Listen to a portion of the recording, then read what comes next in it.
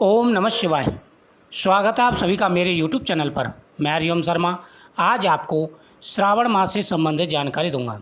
दोस्तों, श्रावण मास की आप पूजा करते हैं, श्रावण मास के व्रत रखते हैं, तो कुछ ऐसी बातें हैं जिनका ध्यान रखना बहुत ही ज़रूरी है, तभी पूजा का फल मिलता है। अगर आप व्रत रख रहे हैं और साथ ही नियमों का पालन नहीं कर रहे हैं तो हो सकता है कि आपको फल ना मिले और साथ ही आपको कई प्रकार की परेशानियों का सामना भी करना पड़ सकता है। श्रावण मास का महीना बड़ा ही पवित्र महीना है। इस महीने में हम जो भी आराधना करते हैं, पूजा पाठ करते हैं, उसका बेहद ही लाभ मिलता है, बहुत ज़्यादा लाभ हमें मिलता है।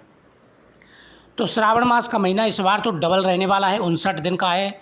19 सालों के बाद में ऐसा योग बना है, तो बहुत बड़ा योग संयोग बन रहा है और 5 महायोग बन रहे हैं इस बार श्रावण मास में। गज केसरी योग, सूर्य बुध आदित्य योग, जैसे राजयोग कहा जाता है, जिस प्रकार से गज केसरी योग होता है उसी प्रकार से ये योग है। साथ ही लक्ष्मी नारायण योग, सस नामक योग, ऐसे कई योग बन रहे हैं जो बेहद ही शुभ हैं। हमारे धार्मिक परंपरा में प्रतिदिन भगवान सूर्य देवता की उपासना करने तथा उन्हें जल का अर्घ देकर मंत्र जाप करने का विशेष महत्व है। सावन मास में जो व्यक्ति भगवान शिव की पूजा करते हैं और भगवान शिव की पूजा के साथ साथ में अगर सूर्यदेव की उपासना भी करते हैं तो बहुत बड़ा लाभ मिलता है। व्यापार अच्छा चलता है, धन आता है, घर में सुख और समृद्धि रहती है। मान्यता अनुसार सावन महीने के हर रविवार को पूरे मन से सूर्य उपासना की जाए तो ये बेहद ही शुभ और लाभकारी माना जाता है। सावन मास में रविवार के दिन, सोमवार के दिन और मंगलवार के दिन, रविवार के दिन भगवान सूर्यदेव की आराधना की जाती है, सोमवार के दिन भगवान शिव की, माता पार्वती की, और मंगलवार के दिन मंगला गौरी व्रत रखा जाता है जो कि माता का है। दोस्तों, सबसे पहला, सावन में जब आप भोलेनाथ या शिवलिंग का अभिषेक कर रहे हों तो अपने आराध्य सूर्यदेव का पूजन अवश्य करें। उन्हें तांबे के लोटे में जल भर करके उसमें रोली, लाल चंदन, लाल कनेर के पुष्प, अक्षत और गुड़ डालकर अर्घ दें। इससे सूर्यदेव की विशेष रूप से कृपा आपके ऊपर बनी रहेगी। दोस्तों, जब आप भगवान शिव की पूजा करें उस समय आपको विशेष रूप से कुछ बातों का ध्यान रखना है। श्रावण मास में अगर आप इन बातों का ध्यान रखते हैं तो आपके जीवन में खुशियाँ ही खुशियाँ आएंगी। आपके जीवन में हर प्रकार का सुख और वैभव प्राप्त होगा, क्योंकि आप सभी जानते हैं कि भगवान शिव का प्रिय महीना है और भगवान शिव की विशेष रूप से पूजा की जाती है।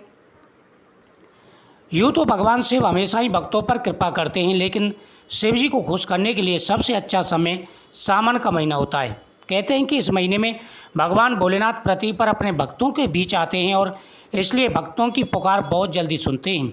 यही वजह है कि शिव भक्त सबसे ज़्यादा सावन में कांवड़ चढ़ाते हैं और भगवान शिव की पूजा करते हैं। देवी पार्वती ने भी सावन में ही भगवान शिव को प्रसन्न करने के लिए उन्हें पति रूप में पाया था, कठोर तपस्या की थी। सावन मास में 10 बातों का विशेष रूप से आपको ध्यान रखना है, जिससे जीवन में आ रहे सारे कष्ट और परेशानी दूर होंगे। दोस्तों, श्रावण मास में सबसे पहला है घर में शुद्धताई। घर में विशेष रूप से आपको शुद्धताई रखनी है। श्रावण मास में सूर्योदय से पहले उठकर भगवान शिव का ध्यान करें। नियमित रूप से शिवलिंग का जल से अभिषेक करें। पुराणों के अनुसार सावन में प्रतिदिन कथाओं का श्रवण करें और श्रावण मास में झूठ ना बोलें। टूटा हुआ बेलपत्र शिवलिंग पर ना चढ़ाएं, हल्दी शिवलिंग पर ना चढ़ाएं, केती का पुष्प शिवलिंग पर ना चढ़ाएं। इन बातों का विशेष रूप से ध्यान रखना है। सावन के सोमवार के दिन व्रत रखें। अगर निर्जल व्रत नहीं रख सकते हैं तो फलाहार के साथ रखें या मीठे व्रत रखें। शिव पुराण का प्रतिदिन आप पाठ करें। इस शिव पुराण में भगवान की जितनी भी कथाएं सभी का वर्णन है। इससे भगवान भोलेनाथ प्रसन्न होकर के मनवांछित फल प्रदान करते हैं। सावन मास में जब भगवान की पूजा कर रहे हो तो पूजा करते समय आपको बीच में से नहीं उठना है। बहुत से लोग होते हैं पूजा करते जाते हैं और बात करते जाते हैं, ऐसा आपको नहीं करना है। भगवान शिव का जब आप अभिषेक कर रहे हो तो सबसे पहले जल आपको गणेश जी पर चढ़ाना है, या दूध या जल से या गन्ने के रस से जब आप अभिषेक कर रहे हो तो पहले आपको जब भी फल मिलेगा पहले गणेश जी पर चढ़ाना है, उसके बाद आप भगवान शिव का पूजन करें। पहले गणेश जी को चढ़ाएं, फिर कार्तिकेय जी को, माता को, नंदी जी को, तब भगवान शिव को चढ़ाएं। और थोड़ा सा अशोक सुंदरी की जगह पर आप जल जरूर चढ़ाएं, इससे आपको विशेष लाभ मिलेगा। अगला नियम है, सावन मास में घर के अंदर लहसुन, प्याज, मीट, मांस का प्रयोग बिल्कुल नहीं करना है, भूल से भी नहीं करना है। इन बातों का विशेष रूप से ध्यान रखना है। भगवान शिव को जो चीज़ें चढ़ाएं वो बिल्कुल ताज़ा होनी चाहिए। इन बातों का विशेष रूप से आपको ध्यान रखना है। भगवान शिव की जब आप परिक्रमा कर रहे हो तो जहाँ से जल गिरता है, भगवान शिव का नीचे जल आता है, चरणामृत जब आता है तो जो नाली बनी होती है उसको नहीं लागना होता है। उसको लांघने से भगवान शिव क्रोधित हो जाते हैं और पूरा फल नहीं मिल पाता। इस बात का विशेष रूप से ध्यान रखें। जैसे आप परिक्रमा करें, जैसी नाली है उसके बाद फिर आपको वापस चले जाना है। इन बातों का विशेष रूप से ध्यान रखें। भगवान शिव को जब जल चढ़ा रहे हों तो उत्तर की तरफ या पूरब की तरफ आपको मुख करके जल चढ़ाना है। ये नहीं कि मन पाए उधर खड़े हो गए और भगवान शिव को जल चढ़ा दिया, नहीं, ऐसा आपको बिल्कुल नहीं करना है। भगवान शिव को जब आप अभिषेक कर रहे हो, जल अर्पण कर रहे हो तो उत्तर की तरफ मुख करना। आपने देखा होगा भगवान शिव की जो जलेहरी है, जहाँ से जल गिरता है, वो उत्तर की तरफ है। भगवान शिव का जो स्थान है वो उत्तर की तरफ है। कैलाश पर्वत जो है उत्तर की तरफ है। इस बात का विशेष रूप से आपको ध्यान रखना है। श्रावण मास में महिलाओं को माता पार्वती को श्रृंगार जरूर अर्पण करना है और श्रृंगार में सिंदूर जरूर अर्पण करना है, क्योंकि श्रावण मास में ही माता पार्वती को वरदान मिला था। और श्रावण मास में ऐसे कई पर्व आते हैं, जैसे हरियाली तीज होती है, हरियाली अमावस्या होती है, साथ ही मंगला गौरी व्रत होता है। ये पति की लंबी आयु के लिए, घर में सुख और समृद्धि के लिए होते हैं। तो अपना जो सिंदूर है वो ला के रखें और उस सिंदूर में से कभी भी किसी को सिंदूर ना दें।